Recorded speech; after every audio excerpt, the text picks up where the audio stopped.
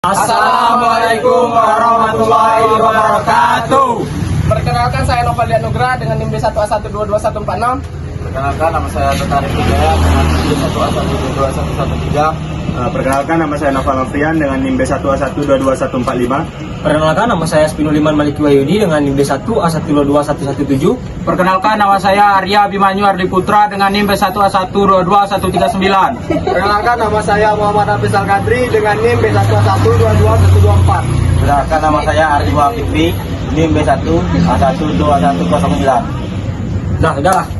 Terjadi banyak sekali perselisihan tentang Perpu Cipta Kerja maupun setelah disahkannya menjadi Undang-Undang Cipta Kerja. Banyak sekali pro dan kontra yang terjadi antara serikat pekerja dan pemerintah. Adapun dampak negatif dan positif di antaranya.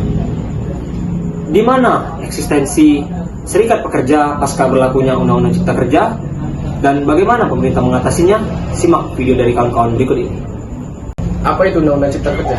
Undang-Undang Cipta Kerja atau Undang-Undang Nomor 11 Tahun 2020 tentang Cipta Kerja adalah undang-undang di Indonesia yang telah disahkan pada tanggal 5 Oktober 2020 oleh DPR RI dan diundangkan pada 2 November 2020 dengan tujuan untuk menciptakan lapangan kerja dan meningkatkan investasi asing dan dalam negeri dengan mengurangi persyaratan peraturan untuk izin usaha dan pembebasan tanah.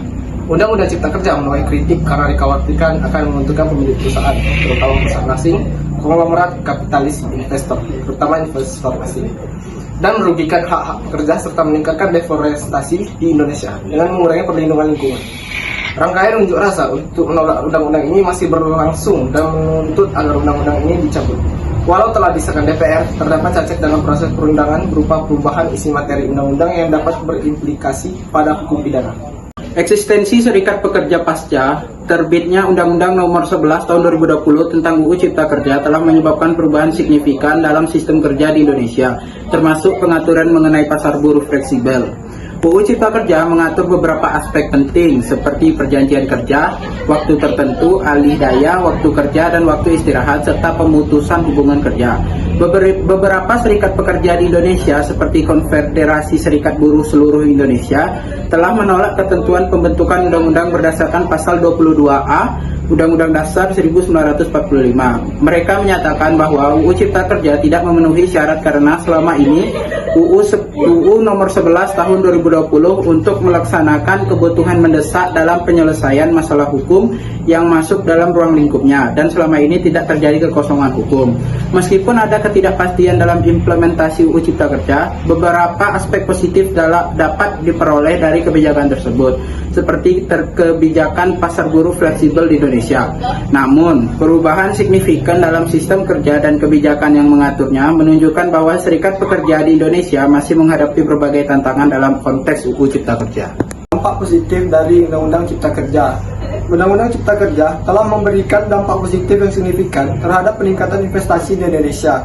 Reformasi struktural melalui Undang-Undang Cipta Kerja juga berhasil mengurangi hambatan perdagangan dan investasi di Indonesia. Organisasi untuk Kerjasama Ekonomi dan Pembangunan dalam publikasinya pada 12 Desember 2022 mencatat bahwa implementasi Undang-Undang Cipta Kerja telah mampu mengurangi hambatan investasi asing secara langsung sekitar 10% pada tahun 2021. Selain itu, dampak positif Undang-Undang Cipta Kerja juga dirasakan di sektor usaha mikro, kecil, dan menengah atau UMKM yang merupakan fondasi ekonomi Indonesia. Undang-Undang Cipta Kerja berhasil melakukan reformasi dalam perizinan dan memberikan kemudahan berusaha sehingga mengatasi kendala birokrasi yang ada.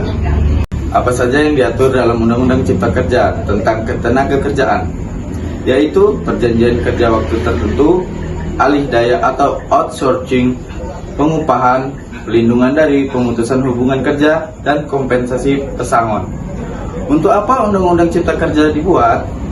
Akhirnya Undang-Undang Cipta Kerja merupakan langkah terobosan sebagai langkah bersama guna mengakselerasi proses pembangunan nasional, utamanya dengan memberikan kemudahan berusaha, berkembangnya investasi sehingga mampu menyerap tenaga kerja, menetapkan keadilan dan kesejahteraan. Dibandingkan serikat pekerja yang pro terhadap Perpu, Cipta Kerja lebih banyak yang kontra terhadap Perpu. Cipta Kerja sebelum disahkannya menjadi undang-undang, mulai dari pekerja kontrak tak ada batas waktunya, Mengenai pekerja kontrak, KPSG mengatakan tidak ada perubahan seperti yang sebelumnya tertulis di Undang-Undang Omnibus Law, di mana tak ada pasal yang menjelaskan batas waktunya. Kemudian ada pesangon yang didapat akan lebih kecil. Tak ada perubahan soal pesangon di Perpu Cipta Kerja maupun Undang-Undang Omnibus Law. Di aturan teranyar ini, pemerintah menghapus frasa paling sedikit yang sebelumnya tertulis di Undang-Undang Ketenagakerjaan. Akibatnya, pekerja tidak bisa melakukan perundingan atas pesangon yang biasanya dapat menerima besaran 2 atau 3 kali lebih besar dari ketentuan sesuai kemampuan perusahaan. Berikutnya ada cuti panjang tak berlaku lagi. Pada Undang-Undang Ketenagakerjaan ada poin khusus yang mewajibkan perusahaan memberikan cuti besar atau istirahat panjang sekurang-kurangnya 2 bulan. Tapi baik di Undang-Undang Omnibus Law dan Perpu Cipta Kerja, ketentuan itu dihilangkan. Dari kesimpulan materi kami, yaitu UU Cipta Kerja ini ialah untuk mendorong investasi serta meningkatkan kualitas ekonomi masyarakat dan menghilangkan ego sektoral. Dan Indonesia memiliki visi untuk menjadi 5 besar negara dengan ekonomi terbesar di dunia. Maka dari itu Indonesia mengesahkan UU Cipta Kerja.